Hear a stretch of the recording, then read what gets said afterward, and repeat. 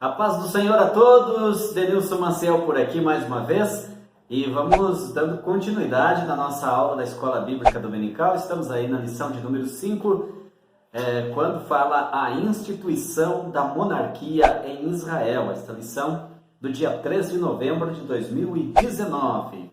O textual está em 1 Samuel capítulo 8, versículo 4 e 5, que diz o seguinte: Então todos os anciãos de Israel se congregaram e vieram a Samuel, a Ramá, e disseram-lhe: Eis que já estás velhos, e teus filhos não andam pelos teus caminhos. Constitui-nos, pois, agora um rei sobre nós, para que ele nos julgue como tem as nações.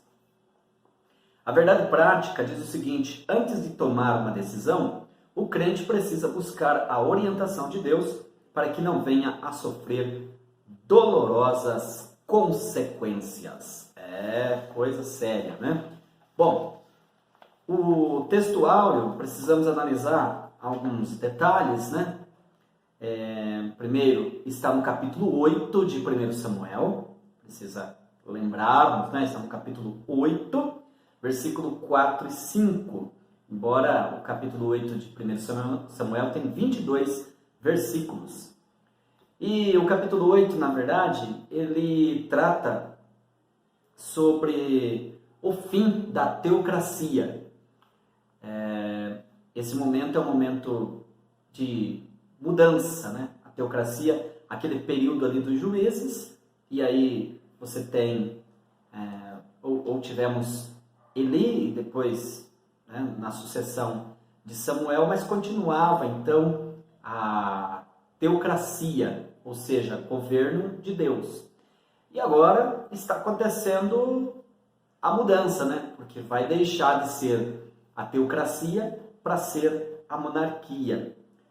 Bom, estava acontecendo uma certa confusão e falta de ordem em Israel, ou seja, estava repetindo aquela situação que ocorreu com Eli. O que acontece? Agora, Samuel também está já idoso, embora ele tenha 3 ofícios, como nós sabemos, né? Que é sacerdote, profeta e juiz. Mas ele já está de uma idade bem avançada. Então, bem delicado para ele tomar conta de todo o país. Essa era a primeira situação. Segundo lugar, os filhos de Samuel não estavam aptos para assumir, de repente, a sucessão de Samuel. Porque, na verdade, eles estavam dando mau testemunho. Vamos analisar. Então, todos os anciãos de Israel se congregaram e vieram a Samuel, a Ramá, e disseram-lhe: Eis que já estás velho, você já está velho. Primeiro agravante. O segundo, e os teus filhos não andam pelos teus caminhos. Ou seja, os teus filhos não estão dando testemunho, não estão cooperando com o sacerdócio do pai. Muito difícil, né? Então, as práticas erradas lá dos filhos de Eli parece que estava se repetindo agora com os filhos de Samuel. Então, os anciãos de Israel, né, não querendo mais tolerar isso, como diz aqui o textual, eles vieram até o grande juiz, né, uma espécie de uma delegação, né, eles vieram organizado. Diz aqui que todos os anciãos, né, todos os anciãos, embora aqui não se trata só de pessoas idosas, mas assim de pessoas, de líderes, e que vieram falar com Samuel sobre esta situação, reclamar, né? E dizer o seguinte: não dá mais para continuar com esse sistema de teocracia, nós queremos agora um outro modelo. Nós estamos de olho aí nas nações vizinhas, eles têm um rei, é centralizado a liderança, enfim, nível nacional, e nós queremos esse modelo. Então esse foi o primeiro problema, eu diria assim, e até um pecado, porque na verdade eles copiaram as nações pagãs. Quer dizer, é olhar para o mundo, é como um crente hoje, né? Não tem nada que olhar para o mundo. Nós não temos que copiar nada lá de fora, copiar para contribuir com o espiritual, não. Tudo que nós precisamos, como diz o pastor José Wellington Bezerra da Costa, ele disse agora nessa última Escola Bíblica de Obreiro, ele disse, tudo que nós precisamos está aqui na palavra de Deus.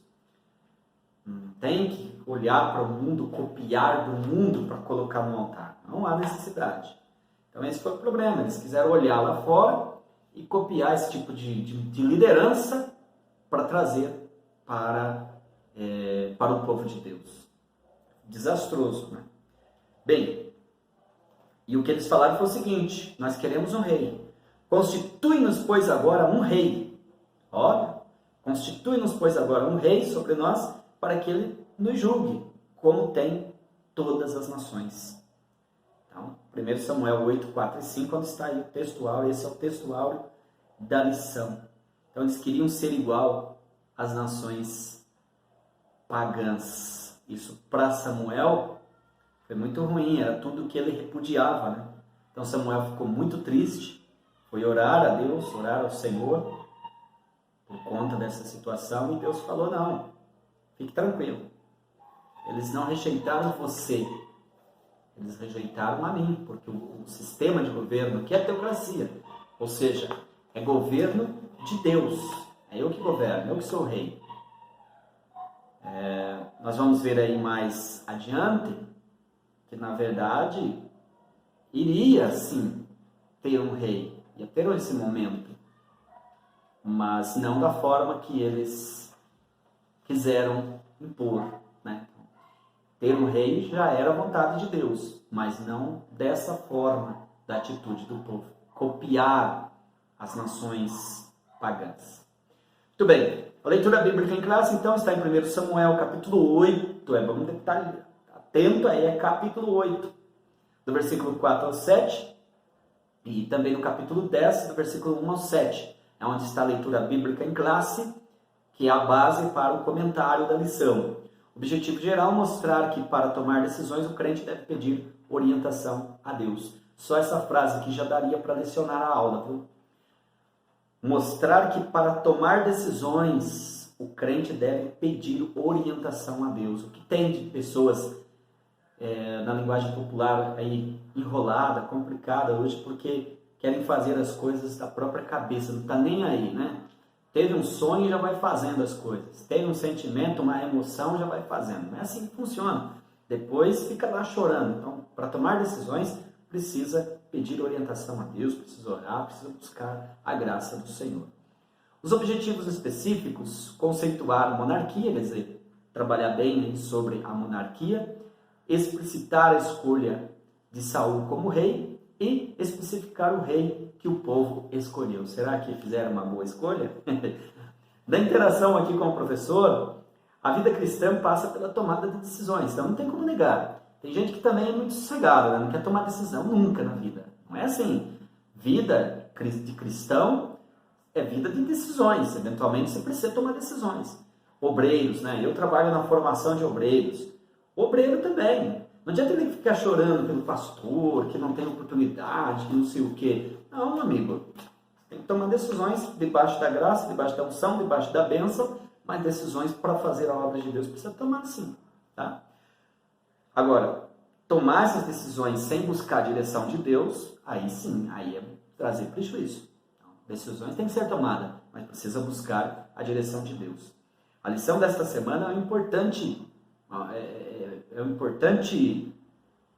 artigo aí, né, para nos orientar e nos trazer mais ajuda com relação às tomadas de decisões para que venhamos a sofrer menos. O povo de Israel pediu um rei para ser igual às nações. Esse foi a dificuldade, né? Foi o erro. Então, a decisão foi marcada pela aparência humana, né? E trouxe consequências espirituais ao povo de Israel desastrosas. A introdução diz o seguinte: ao tratar da instituição da monarquia em Israel, não podemos ignorar a soberania de Deus ao estabelecer essa forma de governo. Ou seja, a monarquia era a vontade de Deus. Embora a monarquia fosse um desejo nacional, Deus interveio e segundo a sua vontade estabeleceu essa forma de governo. Outrora ele levantava juízes, como nós vimos, mas era regional. Agora iria ser levantado a nível nacional, mas um rei. Nesse sentido, estudaremos a razão da monarquia, a escolha do rei Saul, o primeiro rei de Israel, e o mérito dessa escolha. Ponto central da lição. Isso aqui é fundamental, a gente comentar. O crente deve pedir direção a Deus para tomar qualquer decisão. De novo, hein? O crente precisa pedir orientação a Deus para tomar qualquer decisão. Agora, no tópico 1, por que monarquia? Por que monarquia? O sentimento de orgulho nacional. Um sentimento de orgulho nacional. Por isso, o desvio de Israel teve origem em sua desobediência a Deus. Eles desobedeceram a Deus. Os israelitas só buscavam em tempo de crise, então davam ouvidos à mensagem divina, como muitos hoje, né? Quando a coisa está boa, eles não estão nem aí. Mas quando está ruim, aí sim, aí vai para a casa de Deus, vai fazer consagração, jejum, tudo mais. Mas quando está tudo bem, deixa para lá. E o povo de Israel era assim. Quando estava tudo bem, esquecia de Deus. Agora, quando a coisa apertava, quando os filisteus vinham para cima deles, aí sim eles iam buscar a graça de Deus. E o crente não pode ser assim. A vida cristã não pode ser assim. Seja na bonança, seja na dor, precisa estar na casa de Deus, precisa buscar as orientações de Deus, né? Segundo a Bíblia, Deus chamou Israel para ser líder espiritual do mundo, mas a nação enveredou pelo mesmo caminho das outras nações. Também quer copiar, né? Ele quer copiar o paganismo. Assim, por meio de orgulho nacional, os israelitas foram levados a pedir um rei antes da hora. Então, ia ter um rei, mas no momento certo, na hora de Deus, como diz a cantora Damares, na hora de Deus. Então, dessa forma, os israelitas escolheram uma política meramente humana, fugindo de sua real vocação sacerdotal. Há um perigo, né, quando o povo de Deus deixa a sua verdadeira vocação para imitar instituições terrenas. Não temos que imitar nada lá de fora. Subitem 2, o fracasso dos filhos de Samuel. Este era o contexto dos israelitas. Havia conflitos e ameaças constantes dos filisteus, ou seja, os filisteus estão sempre ameaçando o povo de Israel. Mas aqui tem um equívoco, olha só, com muito respeito, mais uma vez, ao nosso nobre pastor, que fez um comentário, olha, ele colocou aqui, ó, este era o contexto dos israelitas, a Arca da Aliança não estava mais com o povo. Essa frase aqui, a Arca da Aliança não estava mais com o povo, não está correto. A arca estava assim, só você ler o capítulo, nós estamos no texto áureo, e o texto da lição está no capítulo de número 8, meu irmão. Olha o capítulo 7, versículo 2 aqui, olha. Então vieram os homens de Kiriat Jearim e levaram a arca do Senhor à casa de Abinadab, no outeiro, e consagraram a Eleazar, seu filho, para que guardasse a arca do Senhor.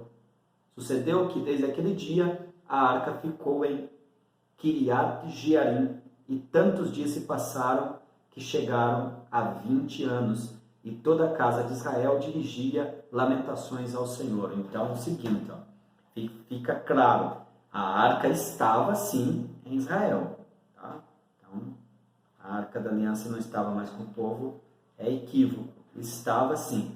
Então, se você está aí também vendo meu vídeo para também comparar aí com a sua aula que você vai ministrar, não esquece de corrigir aí na sua lição, tá bom? Vamos lá então.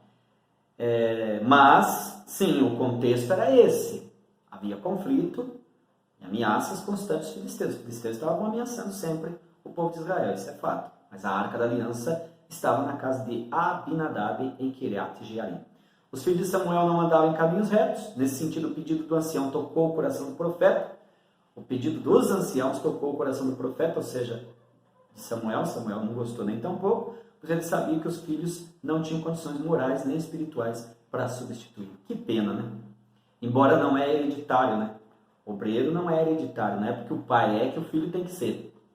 Eu tenho um desejo de que meus filhos seguissem as minhas orientações orientações para que eles assumam um trabalho e tudo mais. Porém, eles também precisam ter chamada. Aliás, até para ser crente, salvo, eles precisam ter essa chamada. Não é porque o pai é que já vai transferir. Não é assim, né? Agora a gente faz o papel, né? O pai faz o papel de ensinar. Ponto 3. Rejeitando os planos de Deus. Escolher a monarquia naquele contexto era rejeitar o propósito divino. Então, isso foi um problema, né? Eles escolheram a monarquia em momento errado, na hora errada, e rejeitaram o propósito de Deus. Foi algo deliberado do povo contra o plano estabelecido por Deus desde quando Israel ocupou a terra de Canaã. Deus é onisciente, ele sabia que no momento chegaria. Está lá em Deuteronômio, capítulo de número 17, versículo 14. Chegaria o momento que Deus iria instituir um rei, mas não era da forma que aconteceu. Assim, iria ser no tempo certo. O próprio Deus agiria. Então, não podemos perder a perspectiva de que é Deus que dá a seus líderes à igreja. Então, quem coloca líder, quem confirma, é Deus, e não o povo aí pela sua mera vontade. Agora, claro, né, já que o povo quis, Deus tolerou isso, né? Então, a síntese aqui do tópico de número 1, o sentimento de orgulho nacional, o fracasso dos filhos de Samuel e a rejeição do plano de Deus contribuíram para o estabelecimento da monarquia. Muito bem. Aí tem o subsídio pedagógico, né, que é muito importante a gente ler. No tópico de número 2, a escolha de Saul como rei. Por que Saul? Quando lemos o livro de 1 Samuel, logo percebemos que o foco do autor sagrado é Davi, não Saul. Se Saul foi o primeiro rei de Israel, por que o foco da narrativa não recaiu sobre ele? Podemos considerar que, no primeiro momento, o rei Saul foi ungido pela soberana vontade de Deus. Se olhando assim, dá ideia, né? Entretanto, ele reinou indiferente, ou seja, ele não obedeceu. Ele não entrou pelo caminho, né? O propósito do autor sagrado é contrastá-lo com Davi, um homem segundo o coração de Deus. O subitem 2, a unção de Saul por Samuel. Na unção de Saul, alguns detalhes devem ser destacados. Bem legal, hein? Samuel beijou em sinal de afeição e admiração pessoal, né? Tipo assim, olha, você está preparado, você é o homem, né? A unção era feita com azeite de oliva, super especial, e a cerimônia simbolizava a investidura divina para o exercício do cargo, né? Então, quer dizer, Deus está atento com esse tipo de separação de obreiro aqui, né? E hoje há uma alegria muito grande quando nós separamos o obreiro, quando tem aquele momento de consagração. Está perdendo um pouquinho a graça, né? Por conta de algumas situações, mas a igreja deve se alegrar muito quando vem a notícia, olha, foi apresentado irmão fulano ao diaconato, foi apresentado ao presbitério, foi separado para evangelista, para pastor. Graças a Deus, deve ser uma alegria, porque quando é assim na direção de Deus, Deus realmente está voltado para esta atividade, para esta ação. Por quê? Porque é Deus que dá obreiros para a igreja. Os que são separados por Deus para a sua obra têm a unção do Espírito Santo, a capacidade que vem do alto para o exercício do santo ministério. Subitem 3, os sinais de confirmação da unção. 3 são os sinais que confirmam a unção de Saul como rei de Israel. Primeiro, Saul encontra jumento perdido da casa do seu pai, com um voto ali feito, né, e acaba encontrando. Aliás, voto, um propósito, né? Ele encontra 3 homens no Monte Tabor, um levando 3 cabritos, outro 3 bolos de pão e outro um odre de vinho. E 3, a capacidade de profetizar pelo Espírito de Deus. O primeiro sinal representava, deixa eu voltar aqui, corrigindo ele, Saul encontra jumentas perdidas da casa de seu pai. Então, sinal aqui uma forma simbólica, né? Quer dizer, ele encontra jumentas perdidas, né? Que ele estava perdendo, quer dizer, uma boa ação, esse homem está preparado, essa é a ideia, tá? Subitem 3, a capacidade de profetizar pelo Espírito de Deus. O primeiro sinal representava o trabalho que o rei teria. Tá? Então, o primeiro sinal lá que Saul encontra jumentos perdidos da casa do seu pai.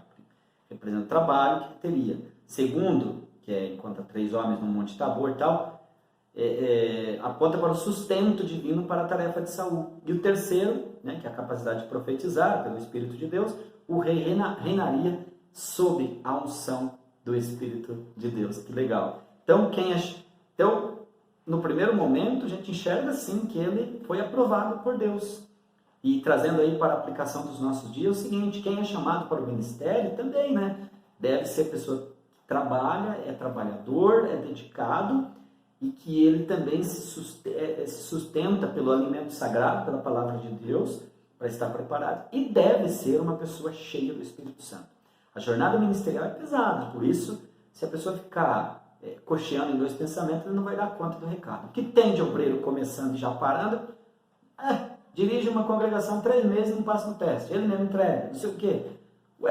Não dá, né? Então precisa se alimentar da palavra de Deus, ser cheio do Espírito Santo para continuar a jornada, que não é tarefa fácil. Síntese do tópico de número 2. Saul foi ungido rei por Samuel pela vontade soberana de Deus. Muito bem. Vamos aqui. O tópico de número 3 fala o seguinte: o rei que o povo escolheu, uma escolha pautada na aparência. Saul rejeitou a palavra do Senhor, assim brevemente Deus daria ao povo um rei segundo o seu coração. Por quê? Porque Saul rejeitou. Entretanto, para o povo, Saul era um candidato que enchia os olhos, o homem mais preparado do momento, fisicamente, era um homem notável, mas deu certo. Então, nem sempre a aparência é aquilo que vai ser a realidade da coisa, né? O povo não via nada além que a aparência humana, mas Deus, que sonda todas as coisas, conhecia o coração de Saul, com certeza, né? Mesmo não sendo o rei ideal, mas era isso que o povo queria, então Deus permitiu, mas que não deu certo, não deu. Os direitos do novo rei. O profeta Samuel esclareceu que o rei teria os seguintes privilégios: todos estariam sob o poder do novo rei e prontos para servi-lo. Então tinha que ter uma máxima para servir ele, na guerra, no trabalho, da cozinha, da implantação de impostos, confisco de escravos para o trabalho, produção de perfume, cobrança de dízimo da produção, né? No Antigo Testamento, essa é a única vez que se trata de dízimo cobrado pelo rei. Assim, as exigências descritas por Samuel faziam parte do novo sistema político que o povo tanto desejava, um padrão desenvolvido pelas nações gentílicas. No Novo Testamento, há a recomendação evangélica de como o cristão deve se portar na forma de governo político temporal. Lógico, né? Então, nas Escrituras Sagradas tem todo o amparo, né, para a pessoa recorrer e ser, de fato, um homem de Deus. Subitem 3, o novo sistema político e o aspecto teológico. Deus sempre cuidou de Israel, deu-lhe mandamentos, escolheu lideranças para representar em momentos ímpares, fez com que o povo se arrependesse e se voltasse para ele muitas vezes. Agora, não seria diferente. O Senhor não se afastaria da nação. Se originalmente esta não era a vontade de Deus, o Criador usaria esse modelo para guiar o seu povo. Ele já prepara um rei segundo o coração. Já tinha preparado, né? Nesse novo modelo, a liderança seria centralizada na pessoa do rei. Sacerdotes e profetas representariam o conselho de Deus para o governo monárquico. Assim, o Altíssimo conduziria o seu povo pela história, porque quem é dono da história é Deus. É Ele que comanda, é Ele que manda, é Ele que comanda. A escolha do rei Saul foi pautada pela aparência. Essa é a mensagem que fica. Ele tinha privilégios e estabeleceu um novo sistema político em Israel.